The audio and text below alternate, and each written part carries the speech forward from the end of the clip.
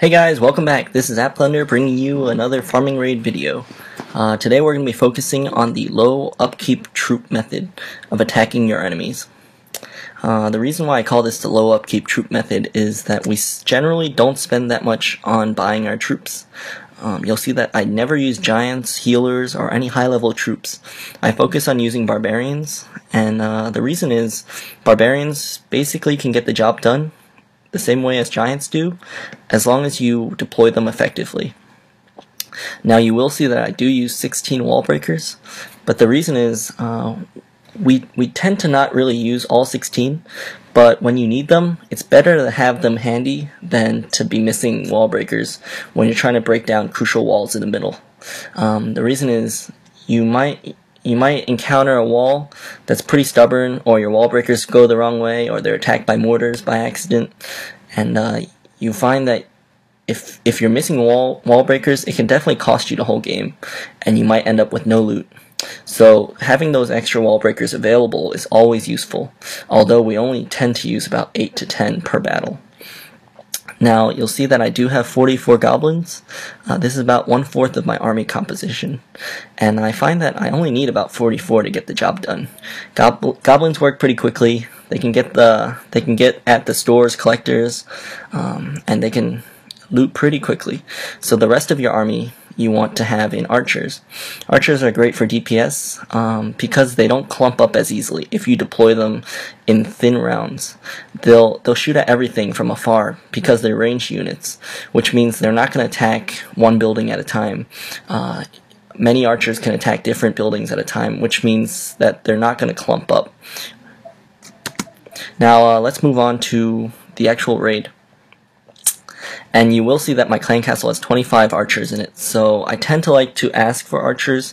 They're great for defense, and they're great for attacking. Now you'll see that I'm going to deploy one archer here to sort of draw out any clan castle units. This opponent doesn't have any clan castle units, and if your opponent doesn't have clan castle units, you sometimes want to check if they have any resources in their collectors, because this means they haven't been playing for a while, or they haven't been on recently. So I do find that he does have resources in his collectors, and if he has resources in his elixir collectors, he's going to have resources in his gold collectors.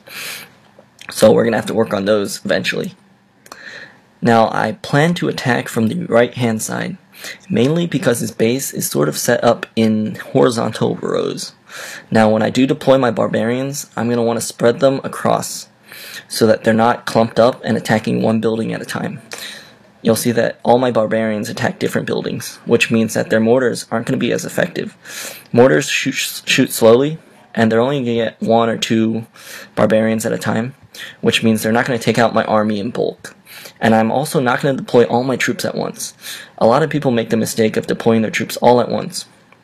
And you'll notice that I only send wall breakers when my opponent's units are busy, when his wizard tower or his archer towers are busy focused on my other units. Now's the time that you can start to try to work on this middle wall, and any other wall that you want to get at. And once this wall is done, once it's down, you can send your goblins in, because that's when you can start working on their stores.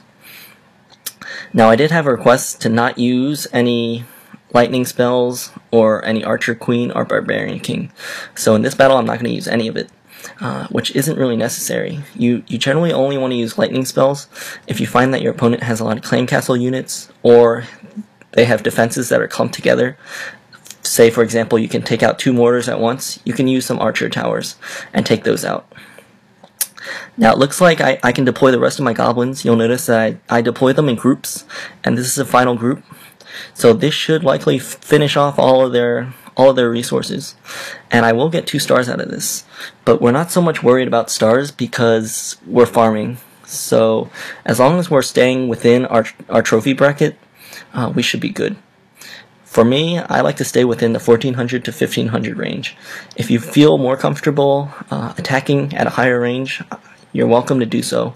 And again, if you feel like you should, if you feel like the 1400, 1500 bracket range is a bit difficult, you can definitely move down to about 1200, maybe 1100, and you'll still find some pretty good loot there. And you'll see that I did use 10 wall breakers, which is more than our initial 8 that we predicted. And you always want to have 16 handy, or around 16, just in case you need more. And this battle probably cost me about 30k in terms of elixir, and we definitely made all of that back, and we also gained a bonus because we won. So farming with this method definitely pays off. Troops are built rather quickly. It only takes about 17 minutes using these troops. If you were to make giants, or if you were to make dragons, P.E.K.K.A.s, healers, it would cost you a lot more time and a lot more resources, and you might only get the same amount. You'll notice that I only missed out on about 5k of his gold, but I got all of his other resources. So this method is fairly effective. You can almost attack into any army or any setup and get the most of it.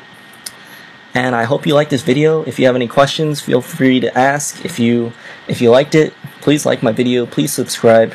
Any questions or comments, definitely post a comment, and I'll get back to you. Thanks a lot for watching. This is AppThunder signing out.